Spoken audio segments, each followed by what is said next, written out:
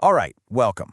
Today, we are jumping into one of the most intense stories ever told, Exodus chapter 8.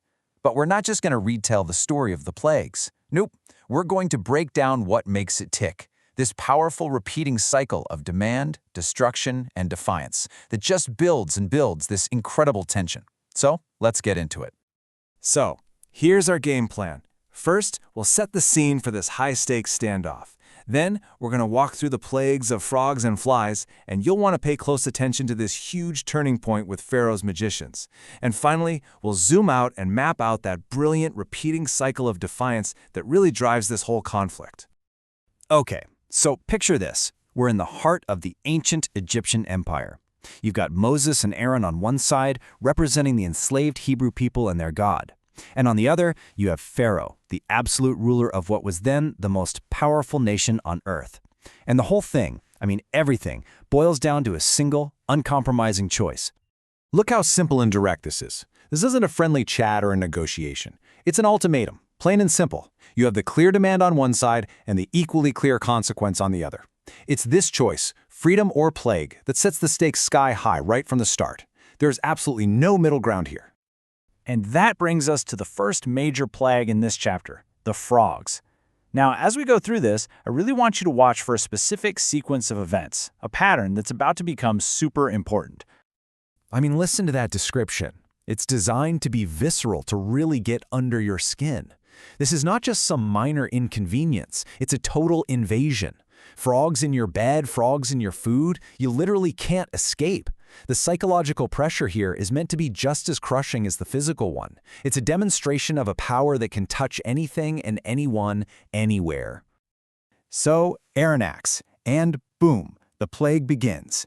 But then, Pharaoh's magicians step up. Using their secret arts, they do the exact same thing. Now, you gotta think about this from Pharaoh's point of view. If his own guys can do it too, why should he be impressed? This moment is absolutely crucial because it creates a power stalemate. It gives Pharaoh the perfect excuse to just brush off Moses' demand. But the sheer number of frogs, the absolute overwhelming chaos of it all, it becomes too much. And this is where Pharaoh cracks. He calls for Moses and Aaron and just begs them. For the very first time, he's desperate enough to make a promise. Get rid of these frogs and I'll let your people go. He's the first one to blink. And here it is, the final step in the cycle. Moses prays, the frogs die, and they're piled up in these disgusting, stinking heaps all over the country. The relief is real. But the second that intense pressure is gone, so is the promise. Pharaoh sees he has some breathing room, and his heart hardens. The deal's off. You gotta remember that pattern. Plea, promise, relief, and then reversal. Now, this next plague, it might seem smaller, but it is a massive, massive turning point in the story. This is the moment where that stalemate we just talked about gets completely shattered, and the balance of power shifts for good. Aaron strikes the dust, and it turns into swarms of gnats. Again, it's one of those inescapable, maddening plagues affecting everyone and everything. But this time, the response from Pharaoh's court is going to be very, very different.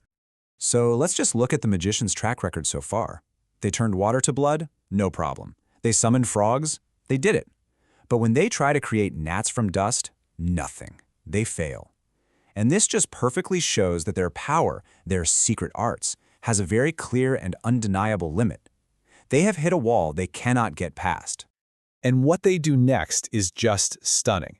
In this incredible admission, they turn to Pharaoh and they say it themselves. This is the finger of God. They are acknowledging a power that is way beyond anything they can do. Think about that. Pharaoh's own top advisors, his spiritual and scientific experts, are telling him he's outmatched. But even then, he refuses to listen. His heart stays hard. All right, let's move on to the next round, because things really escalate now. With the magicians basically out of the picture, the Plague of Flies introduces two totally new things to this standoff: a clear divine separation of people and Pharaoh's very first attempt to negotiate. This is a total game changer. For the very first time, a line is drawn in the sand. Egypt is being ruined by flies, but the land of Goshen, where the Hebrews live, is completely untouched. So this isn't just a random display of power anymore, it's a targeted sign. The plague now basically has a return address, which makes it impossible for Pharaoh to just dismiss it as some freak act of nature. So, feeling the pressure, Pharaoh switches up his strategy. He goes from just saying no to trying to negotiate. His first offer is, hey, just sacrifice here in Egypt. Moses rejects it. So he tries again. Okay, fine, go into the wilderness, but don't go very far. See what he's doing? He's trying to give a little, but still keep them on a really tight leash. Moses agrees to pray for the flies to go away, but he gives this very direct warning. He calls Pharaoh out on his whole pattern of behavior. He's basically saying, look, we've done this before, don't make another promise you have no intention of keeping. It's so clear that everyone, including Moses, knows exactly what's probably going to happen next. And what do you know? The cycle repeats itself perfectly. The flies are gone, the relief comes, and just like Moses predicted, Pharaoh hardens his heart and goes back on the deal. So even after negotiation, even after being called out directly, that pattern of defiance holds.